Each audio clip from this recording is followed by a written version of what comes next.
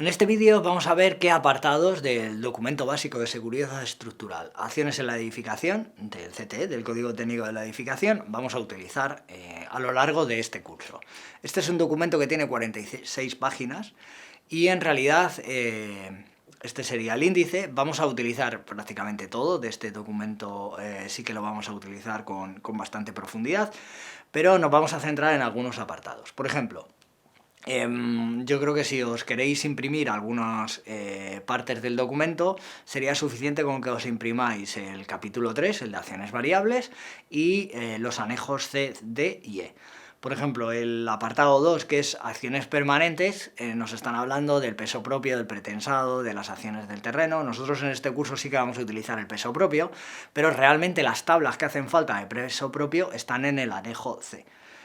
Y no vamos a ver acciones accidentales. Y el resto del documento yo creo que es importante que os lo leáis, las generalidades, la terminología, las notaciones, es importante que os lo leáis, pero no van a ser cosas que vais a tener que consultar para resolver un ejercicio, por ejemplo. Entonces vamos a ver en concreto qué vamos a ver de las cargas variables. Esta tabla es muy importante, que es la de las sobrecargas de uso. Aquí el código técnico nos dice qué cargas de uso vamos a tener en un edificio en función de qué se va a hacer en ese edificio. No es lo mismo la carga de uso que tenemos en una zona con asientos fijos que en una zona en la que no hay asientos y ahí la gente puede circular libremente y se puede acumular mucho más carga, por ejemplo. Bueno, pues como veis tenemos zonas comerciales, etc. De esta tabla es muy importante, bueno, de esta tabla y de todas las demás, esto quiero recalcarlo, es muy importante, como veis ahí os he marcado un 7 entre paréntesis. ¿Por qué? Porque todas estas tablas, o casi todas las tablas, nos aparecen estos subíndices, entre paréntesis, son anotaciones que después de la tabla vamos a tener y que es importante, porque nos van a hacer entender bien qué quiere decir el código técnico con cada uno de estos apartados. No solamente son las tablas, sino también todo lo que viene detrás, que va a ser muy importante. Por ejemplo, una cosa que tenemos en las cargas de uso es que podemos tener, en esta tabla 3.2, nos aparecen coeficientes de reducción. Es decir, si tenemos un edificio de muchas plantas, pues lo normal es que si en una de las plantas tenemos la máxima carga que se puede registrar a lo largo de la historia en función del uso que se está dando, pues no va a ocurrir en todas las plantas, en otras plantas estarán menos sobrecargadas. Y lo mismo si tenemos una superficie horizontal muy grande. También tenemos cargas que pueden ser acciones sobre unas barandillas y otros elementos divisorios entre zonas. Otra carga variable que vamos a utilizar es la carga de viento. En la carga de viento es importante decir que lo que nos aparece en este documento se refiere a cargas de viento situadas en alturas inferiores a 2.000 metros, que es prácticamente toda la superficie del territorio español.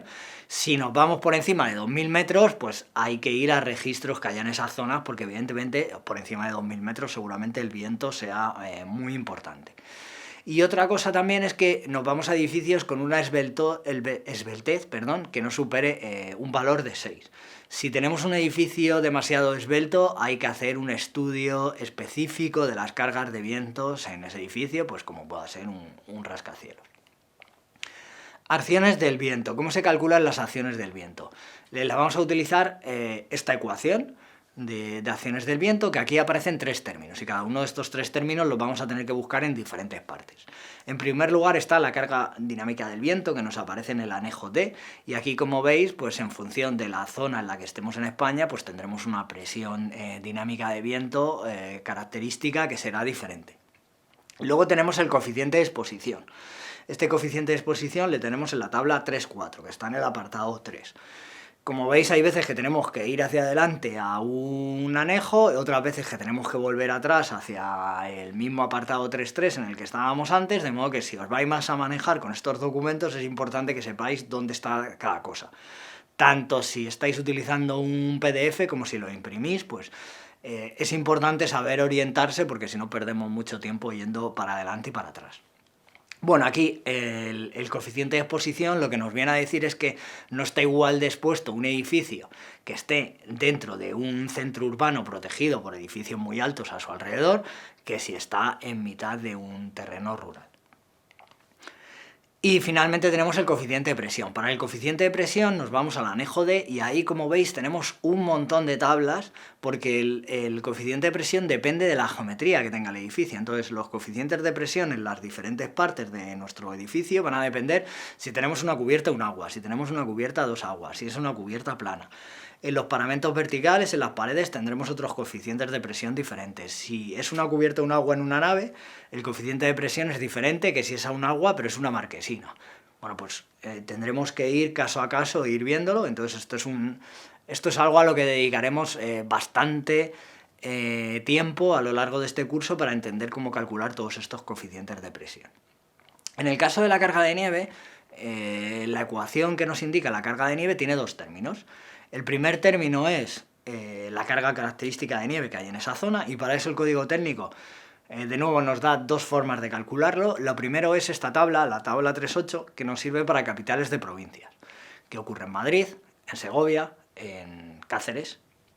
Como veis, esta tabla, como indico aquí con estas rayitas rojas, la capital de provincia, la altitud y la carga característica no están alineadas, así que tener cuidado cuando lo utilicéis. Como veis, está muy mal hecho y hay que tener cuidado, pero si lo hacéis con ojo, pues se puede sacar la carga característica típica, porque si os fijáis aquí, por ejemplo, pues Segovia, evidentemente, su altitud no son 10 metros, sino que son 1000, y la carga característica pues tiene que ser 0,7. El segundo, otra forma de hacerlo es, ¿qué ocurre si estoy en un pueblo o en una ciudad que no es capital de provincia? Pues ahí ya nos tenemos que ir al anejo E, y aquí, en función de la región de España en la que estemos y de la altitud sobre el nivel del mar, en esta tablita pues nos aparecería la carga característica de nieve que tenemos. El segundo término de la ecuación, en el orden en el que lo estoy explicando, que en realidad es el primero, es el coeficiente de forma. Bueno, pues aquí en este apartado 3.5 el código técnico nos dice cuál sería el valor del coeficiente de forma, que esto lo que nos está indicando es, bueno, pues si tenemos una cubierta de este estilo, pues en esta zona se nos va a acumular mucho más nieve que si la cubierta es así, evidentemente.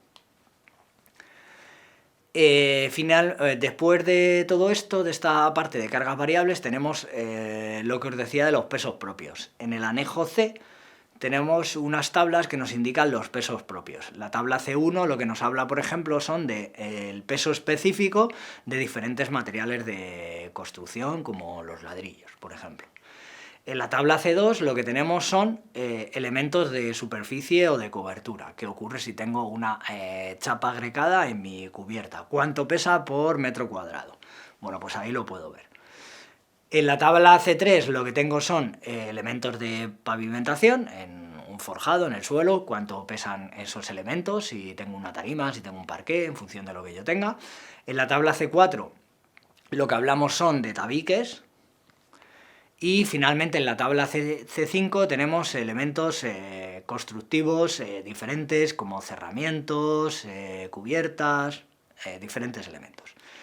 Y la última tabla es donde nos aparecen elementos como la arena, o el carbón, o la leña, elementos que se pueden acumular, y aquí nos aparece el peso específico y el ángulo de rozamiento, que quiere decir pues cuánto se inclina cuando pongo un montón de arena, que me sirve para calcular el volumen y a través del peso específico cuánto va a pesar eso si lo quiero almacenar. Bueno, pues de esta forma, esto es un poco todas las tablas y páginas del código técnico que os tenéis que imprimir para poder seguir este curso dentro del documento de seguridad estructural, acciones en la edificación.